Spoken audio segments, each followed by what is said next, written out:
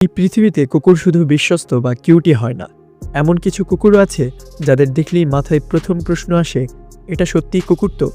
কোথাও এমন কুকুর যার লোম দাড়ির মতো ঝুলে থাকে, কোথাও এমন কুকুর যার মুখ বানরের মতো, আবার কোথাও এমন কুকুর যার আকার আর গঠন এতটাই আলাদা যে মানুষ নিজের চোখকেই বিশ্বাস করাতে পারে না।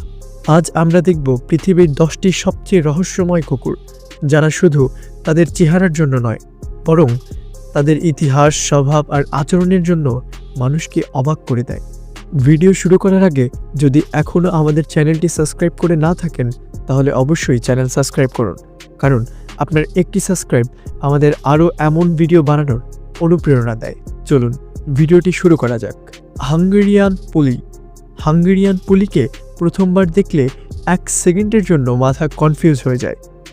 এটা কি কুকুর নাকি কোনো চলন্ত ঝোপ? এর পুরো শরীর লম্বা দাড়ির মতো লোমে ঢাকা, যা মাটির কাছ পর্যন্ত ঝুলে থাকে। দূর থেকে দেখলে মুখ, চোখ, পা সবই লোমে আড়াল হয়ে থাকে।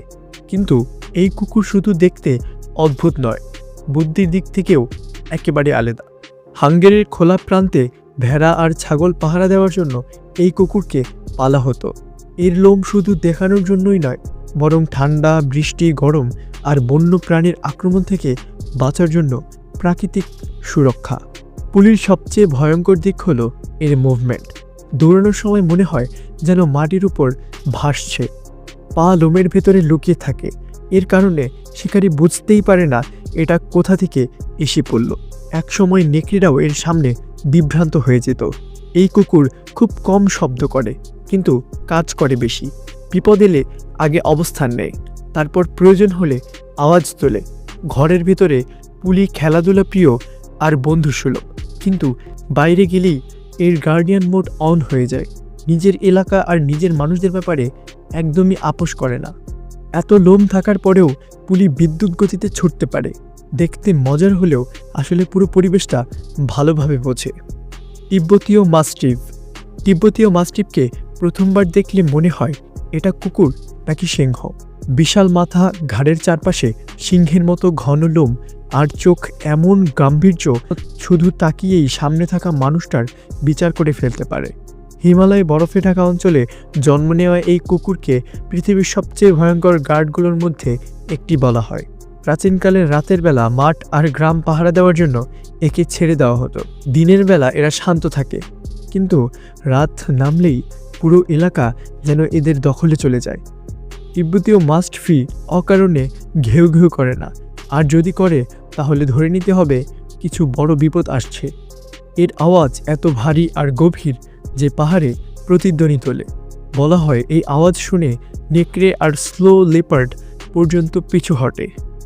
এই কুকুর শক্তির পাশাপাশি বুদ্ধি দিয়েও কাজ করে। আগে পর্যবেক্ষণ করে, দূরত্ব বজায় রাখে, তারপর নিশ্চিত হলেই প্রতিক্রিয়া দেখায়। এই কারণেই একে ট্রেনিং দেওয়া কঠিন। এটা অন্ধভাবে কমান্ড মারে না। যাকে একবার নিজের মানুষ বলে মেনে নেয়, তার জন্য জীবন দিতেও পিছপা হয় না। তবে অপরিচিতদের জন্য এমনভাবে তাকায় যেন জিজ্ঞাসা করছে, তুমি কে আর এখানে কেন এসেছো?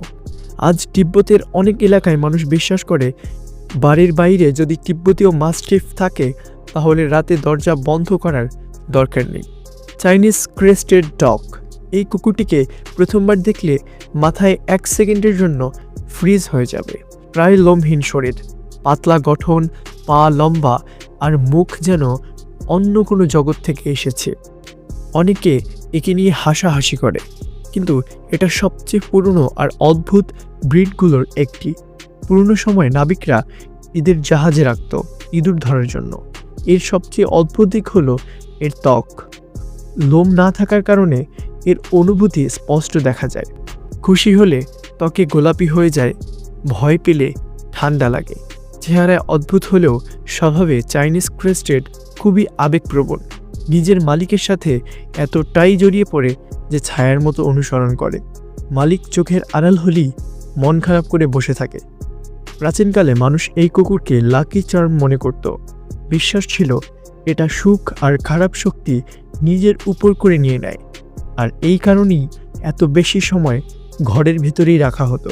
এমনকি বিশ্বের অনেক ডগ শোতে চাইনিজ ক্রেস্টেড সবচেয়ে কুৎসিত কুকুরের তকমাও পেয়েছে।